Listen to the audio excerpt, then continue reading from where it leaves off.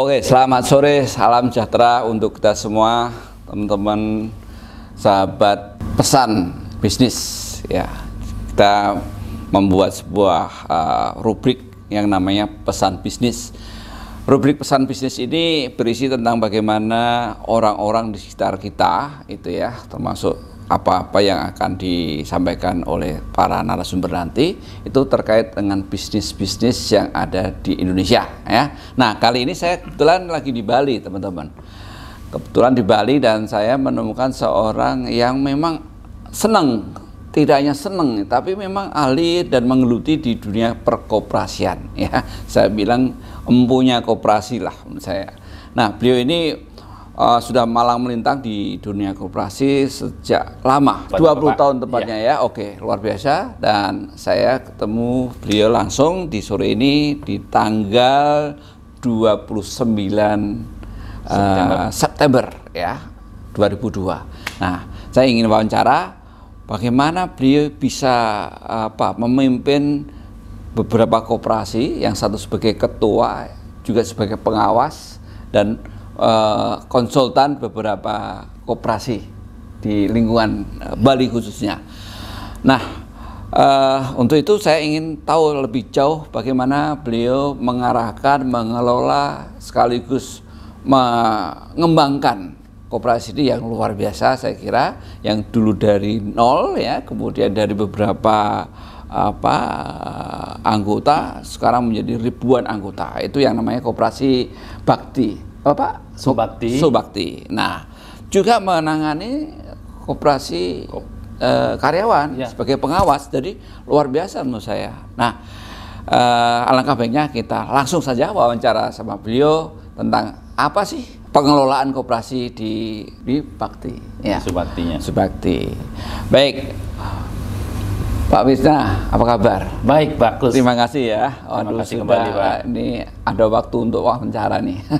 Pasti, Bapak. Pak Wisna, saya dapat informasi ya bahwa Bapak ini senang sekali ya mengelola koperasi. Kuncinya di mana, Pak, sebetulnya mengelola koperasi? Itu kan kemarin tuh ada pandemi ya. Terus Bapak sampaikan ini tumbuh justru setelah pandemi, kan gitu ya.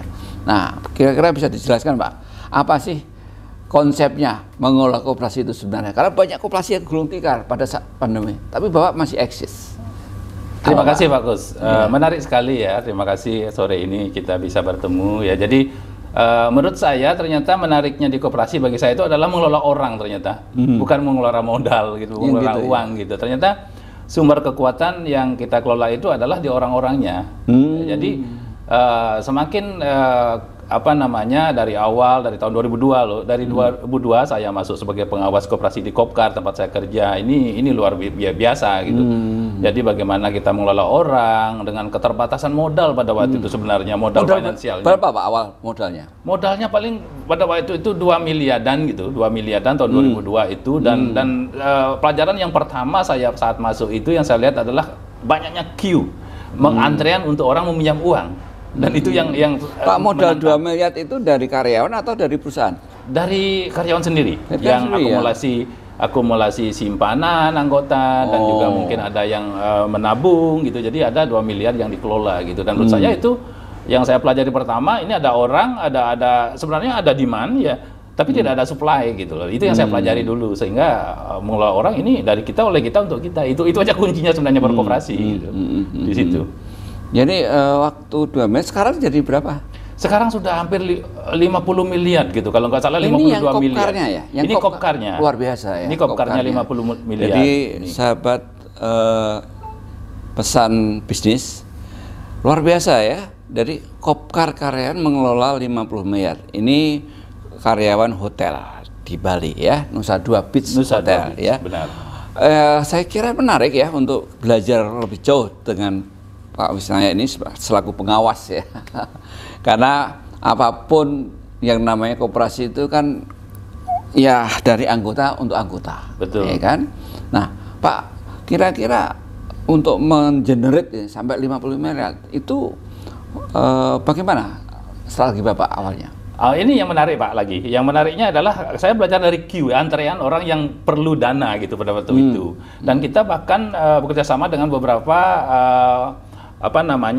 bank di luar ya, ataupun organisasi keuangan di luar pada saat itunya. Tetapi saya berpikir kenapa kita tidak ciptakan sendiri, modal sendiri dari anggota yang waktu itu adalah 600-an orang gitu, anggota kita gitu. Dan saya berprinsip bahwa teman-teman di hotel ini kan cukup uang gitu loh, artinya uang yang mungkin caranya mengelola belum gitu pada saat itu, mungkin ada ditaruh di bank umum atau bank apa mungkin gitu. Tetapi di situ saya mengungkapkan suatu strategi bagaimana kalau kita bermain di sana gitu. Jadi kita menciptakan produk. Jadi disinilah diperlukan SDM gitu, bagaimana mengkreat suatu produk yang menarik bagi anggota sendiri gitu. Kalau dulu memang sifatnya konvensional sekali ya, orang cuman koperasi pada saat itu diasumsikan bahwa tempat meminjam uang gitu. Tetapi saya mengubah paradigma itu untuk menyimpan gitu. Sehingga dia bisa mandiri gitu. Salah satu konsep koperasi sendiri kan yang ketujuh itu adalah mandiri gitu. Sehingga dia bisa mandiri seperti saat ini gitu. Tadi kan nggak mudah kan meyakinkan karyawan untuk menyimpan uang di koperasi itu. Ini lagi Pak. Ini lagi pendidikan anggota ini sangat penting. Jadi yang pintar itu bukan pengurus, pengawas atau pengelola saja, tetapi disitulah maka ada suatu cadangan untuk pendidikan, termasuk pendidikan anggota. Bagaimana kita mengedukasi mereka untuk berkoperasi yang benar. Oke. Jadi mereka karena rasa percaya tadi sehingga dia mau menitipkan ya uang sini. Betul Pak. Itu ada spreadnya berapa sih Pak antara dia minjamin sama dia nyimpan? Kalau dia pinjam itu berapa persen bunganya? Kalau dia nyimpan dapat berapa persen bunganya? Kalau dari dulu tahun 2002 itu bunganya berkisar antara 1,5% menurun untuk meminjam ya, yang meminjam, dan deposito pada waktu itu simpanan berjangka istilahnya kalau koperasi itu saat itu bisa 1% gitu. Dari kita beli 1%, terus kita jual 1,5. Jadi ada margin setengah. Itu yang kita betul-betul sosialisasikan ke anggota. Jadi dari oleh dan untuk itu betul-betul dirasakan jadinya. Teman-teman yang punya uang silahkan. Apalagi Pak yang membuat orang trust, karyawan ini trust ke koperasi sehingga tumbuh gitu. Yang selain SDM-nya tadi. Ya di Kopkar sendiri kan karena mereka suatu komunitas ya, karena di hotel sendiri juga punya menurut saya security ya, secure daripada keuangan jaminan karyawan sendiri gitu, dari pensiun gitu. Jadi menurut saya sudah sebenarnya risknya minimum sekali gitu loh. Minim sekali risknya untuk koperasi itu akan mendapatkan masalah kalau misalnya karyawan sendiri meminjam di koperasi karena dia di backup oleh pensiun gitu. Pensiun. Sekarang tentang pengelolaan koperasinya sendiri, dikelola oleh berapa orang Pak Kopkarnya ini? Kopkarnya kita pengurus biasa. Pengurus biasa standar lah 10. Pengurus 10 ya, itu komplit ke 10 kan. Terus di karyawan sendiri ini yang menarik, Kopkar kalau dibandingkan dengan Kopkar dengan koperasi di luar, ini ada semacam efisiensi di SDM-nya. Bayangkan koperasi yang kita miliki yang mengelola dana 50 miliar sekarang ini, cuma anggotanya kita punya satu manajer, satu administrasi satu, terus ada di toko lagi 3. Jadi totalnya 5. 5 mengelola 50 miliar. Masya Allah, luar biasa. Ini menariknya menurut saya gitu, efisiensi sekali gitu. Ya, itu yang membuat survive karena juga cost-nya rendah ya berarti. Cost-nya rendah. Makanya dibandingkan dengan koperasi umum jauh lebih mudah seharusnya mengelola koperasi. Usahanya apa saja, Pak? Kita ada gerai pertokoan yang kecil yang untuk memenuhi kebutuhan pada anggota. Dan yang memudahkan juga bagi anggota di sini adalah bisa potong gaji gitu. Jadi dia potong gaji tidak ada bunganya gitu kan. Dia bisa mengambil bulan ini dan dipotongnya bulan depan gitu. Sambil untuk nanti itu iuran juga ya potong gajinya? Iuran ya. Tapi iurannya kan artinya sebagai pengikat aja. Iuran kita adalah 20.000 Pak. Per bulannya. Per bulannya. Iuran pokoknya bahkan ini menarik Pak, 5.000. Cuma 5.000. Masuk anggota koperasi cuma 5.000 dulu ininya. Dan yang baru sekarang pun 5.000. Nah, untuk membuat mereka senang artinya terus-menerus ya merasa memiliki pembagian usaha ya Pak. Itu dilakukan berapa tahun sekali atau gimana? Kita setahun sekali Pak. Setelah tutup tahun buku kita selalu mengadakan rapat anggota tahunan. Setelah kita rat nanti berapa kita dapat hasil ya kita transparansikan dengan porsi-porsi yang sudah kita sepakati bersama. Nah, jadi bahkan di situ kalau ini kan semuanya udah ada dana pendidikan ada, dana sosial ada, dana pembangunan daerah kerja ada, dana untuk dikembalikan sebagai pemilik itu kita kembalikan, bahkan di situ kita kembalikan 70%. Tapi itu mengikat nggak Pak? Mengharuskan nggak kalau semua karyawan di sini harus ikut koperasi? Tidak Pak, tidak ya. Tidak. Bahkan orang berlomba untuk ikut jadi berkoperasi Pak, karena di situ banyak manfaat yang didapatkan Pak. Selain kemudahan tadi, ya, artinya di pertokoan ya barang-barang keperluan sehari-hari, juga simpan pinjam yang cepat gitu, misalnya keperluan meminjam administrasinya tidak terlalu sulit karena milik kita kan, peraturannya kan kita bikin. Dan juga di lain itu kita juga setiap setahun kita membagikan 2 kali voucher Pak, voucher untuk kesejahteraan anggota kan, pengembalian apa yang kita dapatkan itu sudah menjadi program kerja. Jadi minimal 500.000 per orang gitu, per anggota setiap setengah tahunnya, dan akhir tahunnya juga kita bagikan. Dan yang juga kemarin juga kita bahkan sudah lakukan outing Pak, bukan untuk karyawannya bukan untuk anggota saja tapi untuk keluarga. Dan outingnya keluar Bali, bukan di Bali Pak, bersama keluarga. 600 anggota ini? Ditambah keluarganya malah. Dan ini ditanggung oleh koperasi, anggotanya ditanggung oleh koperasi, anggota sendiri ya. Dan termasuk juga keluarganya ditanggung setengah gitu. Jadi kita ada Tito Yatra ke Lombok sampai ya jalan perjalanan religi juga ke Lombok. Itu banyak sekali, dan juga ke Jogja. Jadi keberadaan koperasi karyawan itu sebetulnya untuk corporate, artinya untuk perusahaan sendiri lebih gimana Pak? Apa artinya mendukung engagement karyawan di perusahaan atau apa sih? Kenapa harus dibikin Kopkar itu? Saya melihat ini sangat mutualisme Pak ya, dibikin saya pelajari apa hubungan Kopkar ini dengan productivity daripada karyawan di perusahaan. Ternyata ini sangat erat Pak. Karena dengan dia mudah mendapatkan fasilitas pembelanjaan, fasilitas pinjam uang. Jadi dia merasa tidak ada suatu ganjalan untuk bekerja Pak. Bayangkan kalau misalnya ya apa-apa dia sulit minjam uang, misalnya dia harus ngurus keluar gitu. Dari segi waktu kan sudah pasti kan dia minta izin, minta libur atau segala macam karyawan kita gitu di sini. Tapi karena ada yang dekat gitu, jadi dia tidak lagi memikirkan anaknya misalnya mau bayar SPP besok, tinggal datang ke koperasi di Kopkarnya sendiri dan bisa terselesaikan masalahnya. Ini kan betul-betul menyelesaikan masalah. Dan bagi perusahaan sendiri juga dengan dukungan perusahaan yang sangat luar biasa, yang terutama di Nusa Dua Beach Hotel ini, manajemen Nusa Dua Beach Hotel ini sangat memberikan dukungan kepada pergerakan koperasinya. Meskipun mereka tidak menjadi anggota ya.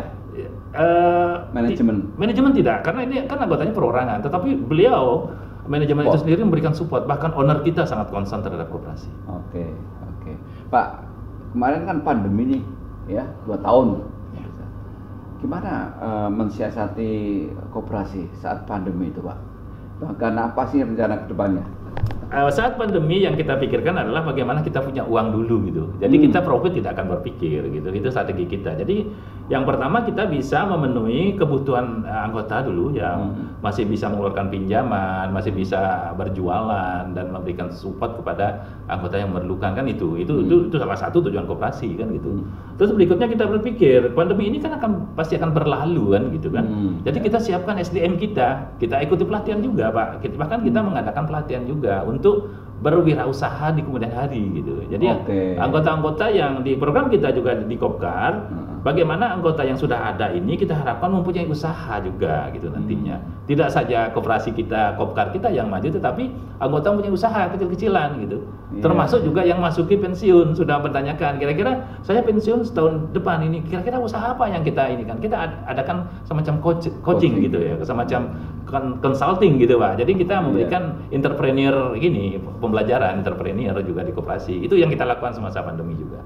Oke, terakhir nih Pak, kan masih ada peluang ya kalau lihat Bapak sampaikan tadi. Rencana strategis apa dan targetnya berapa modal ya terkumpul kembali ya, sampai berapa sih yang akan Bapak ingin capai dalam apa uang ya yang dikelola oleh koperasi karyawan? Kalau koperasi karyawan dalam ini kan sebenarnya baru recovery setelah pasca pandemi ya. Jadi kita tidak akan mulu-mulu, yang penting kita stabil dulu untuk sustainable-nya ya. Jadi ke depan kita ya targetkan paling tidak ngangkatlah dalam 2 miliar lah naik ini untuk tahun ini gitu. Jadi 52 dong. 5 ya. Jadi kita akan targetkan seperti itu karena jujur kita katakan bahwa ini kan sumbernya dari penghasilan hotel kan ya, dari karyawan dapat servis, dia bisa melakukan kewajibannya, ya otomatis akan aset kita naik gitu. Dan hal-hal yang bisa kita lakukan, support yang kita bisa lakukan kepada anggota kan lebih gitu. Jadi itu yang kita syukuri. Pariwisata naik, jadi keadaan Kopkar juga akan naik otomatis. Oh gitu ya? Iya, seperti itu. Dari 2023 kita sudah rancang program-programnya seperti apa, karena kita melihat forecasting daripada hotel itu seperti apa. Jadi related sekali, Pak. Oke. Luar biasa. Ternyata untuk mengelola koperasi itu yang paling utama adalah SDM, ya kan? Dan yang kedua mau melakukan inovasi terkait dengan manajemen ataupun solusi di marketing khusus. Apa Bapak yang sarankan kepada perusahaan-perusahaan itu atau teman-teman yang di perusahaan itu, bagaimana sih fungsi Kopkar sebenarnya dan apa yang harus dilakukan oleh orang membentuk koperasi itu, dari berapa orang dan semangatnya seperti apa, Pak? Kalau pembentukan koperasi kan standar, bahkan sekarang dipermudah lagi kan, kata tidak lagi seperti dulu 25 lebih sedikit bisa membentuk koperasi kan, asal kita punya komitmen kan. Jadi fungsinya dasarnya komitmen sebenarnya bikin koperasi itu. Ada terletak pada seberapa komitmen kita untuk membangun usaha kita sendiri gitu. Sebenarnya kalau kita bikin koperasi itu bisa akan jalan gitu. Itu yang terpenting bagi saya, bagi kita di koperasi, gerakan koperasi. Terus kalau di tadi Pak Gus menanyakan saran saya terhadap perusahaan-perusahaan, bagaimana korelasinya terhadap perusahaan, ini sangat penting sekali. Sangat penting sekali, yang seperti sebelumnya saya katakan bahwa berkoperasi yang sehat itu nanti anggota kan bisa sejahtera gitu. Kalau anggota sudah sejahtera, apakah tidak dia bisa menciptakan suatu pekerjaan yang lebih bagus di perusahaannya sendiri gitu. Jadi jangan takut bahwa ini akan mengganggu jalannya perusahaan gitu. Justru sebaliknya, dia akan lebih engage gitu. Jadi ada semacam ini ya, kerjasama win-win ini gitu loh. Dengan perusahaan Kopkar bagus didukung oleh perusahaan yang di mana dia berada, karyawannya akan sejahtera gitu, akan menimbulkan sesuatu kekuatan yang baru menurut saya. Kalau Pak seandainya koperasi itu dibentuk, tiba-tiba perusahaannya kolab, tapi koperasinya tetap, koperasi kan tetap jalan itu kan, tetap jalan. Karena apa? Karena di perusahaan itu sendiri kan sebenarnya mereka sudah ada dana pensiun, Pak. Jadi di situ ininya sebenarnya keamanannya ada di sana gitu. Si koperasi ini justru saya bilang tadi itu kan mudahnya mengelola Kopkar itu sendiri di situ gitu, karena ada jaminan. Kayak saya misalnya, kayak karyawan lain itu kan sudah ada tabungan pensiun kami kan gitu. Jadi skenario kita masih punya ini cadangan gitu. Nggak ada salahnya kalau Anda belum punya koperasi karyawan, nah kontak saja Pak Wisma, apa yang beliau lakukan, dan bisa ya Pak ya sharing ya Pak ya. Siap. Luar biasa. Terima kasih Anda sudah join ke channel saya, dan mudah-mudahan ke depan kita gali lagi dengan hal lain, karena Pak Wisma ini tentang koperasi sangat banyak ilmunya. Saya kira untuk sore ini saya cukupi dulu Pak. Nanti kita akan sambung lewat media-media yang lain. Terima kasih. Selamat sore. Salam sejahtera.